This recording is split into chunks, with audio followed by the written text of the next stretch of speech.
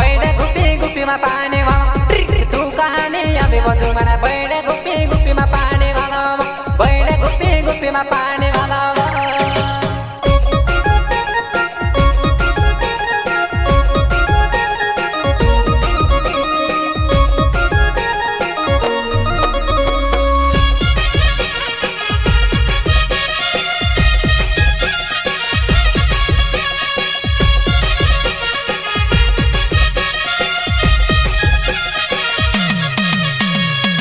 operator Rikesh भाई डोडवा रिकेश भाई